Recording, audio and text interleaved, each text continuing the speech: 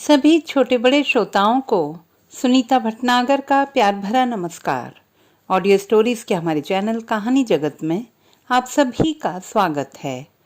हिंदी कहानियों की श्रृंखला में आइए आज सुनते हैं सुधा भार्गव जी द्वारा रचित कहानी आखिर माँ जो हूँ। मैं अपने छोटे से परिवार में बहुत खुश थी। एक बेटा 17 वर्ष का और बेटी 10 वर्ष की जो अपने भाई पर जान छिड़कती थी। सब अपने अपने कार्यों के प्रति सजग और शांत।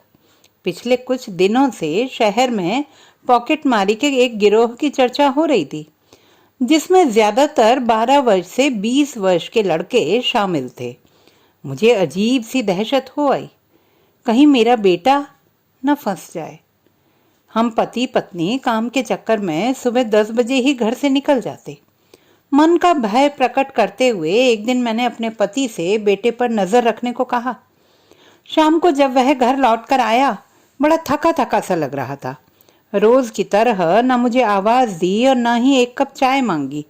वह बिस्तर पर पड़ गया, मानो सारी हिम्मत चुक गई हो। मैं तो घबरा गई। प्रश्न सूचक दृष्टि उसकी ओर उठ गई।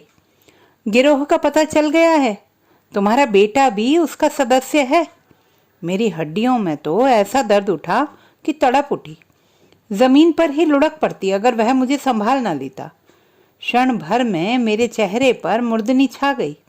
न जुबान हिल रही थी और न शरीर का कोई अंग। कानों को पति की कही बात का विश्वास ना हुआ। मैंने सीधे सीधे बेटे से ही पूछने का निश्चय किया। अंधियारे की चादर बिछते ही उसने घर में प्रवेश किया। हम दोनों उसे घूरे जा रहे थे, मानो वह भूत हो। उसकी चाल ढाल, कपड़े पहनने का ढंग भी अजीब सा लगा।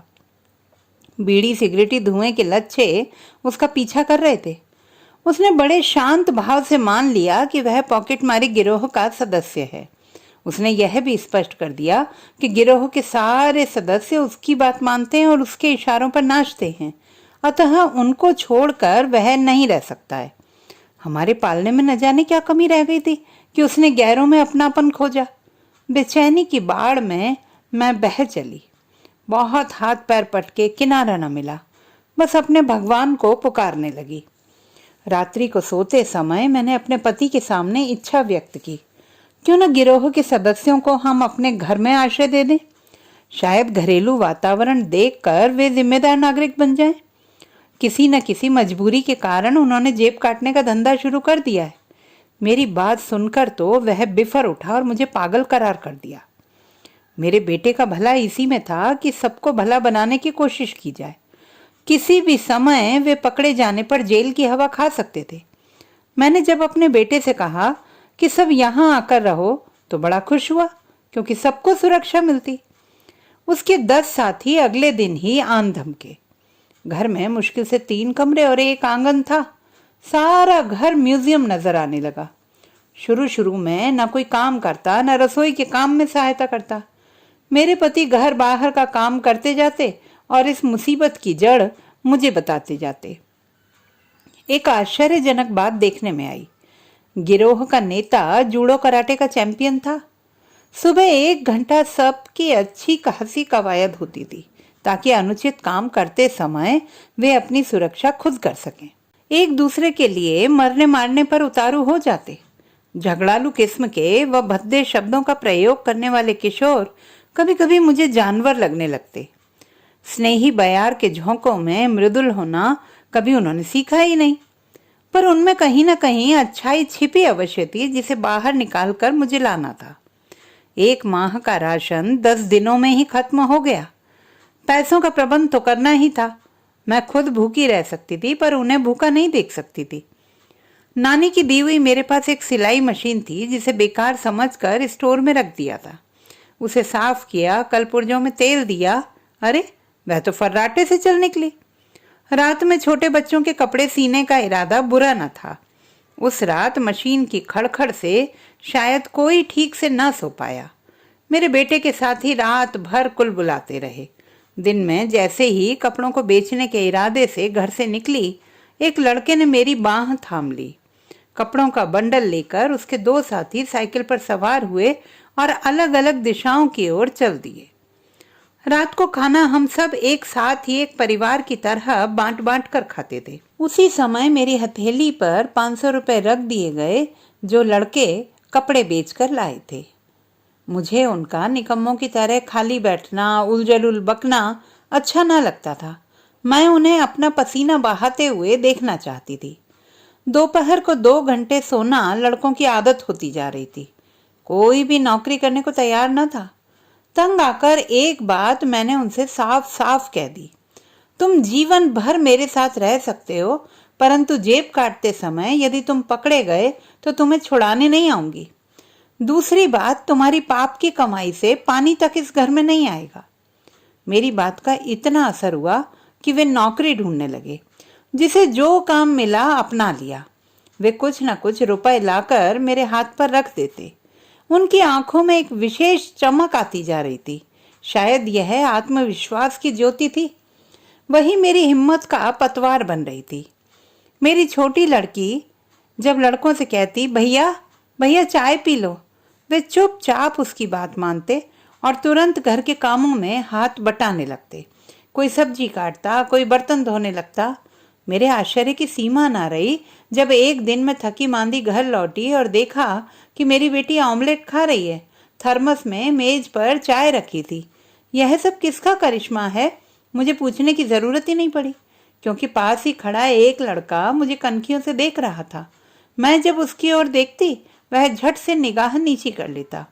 उसको भौदल्ला कहकर पुकारते थे सब। मुझे उसका यह नाम बिल्कुल अच्छा नहीं लगता था, पर विवशता से यही नाम लेना पड़ा। भौदल्ला, यह आमलेट किसने बनाया? मैंने। रूमा को बहुत भूख लगी थी, आपके लिए चाय भी बनाई है।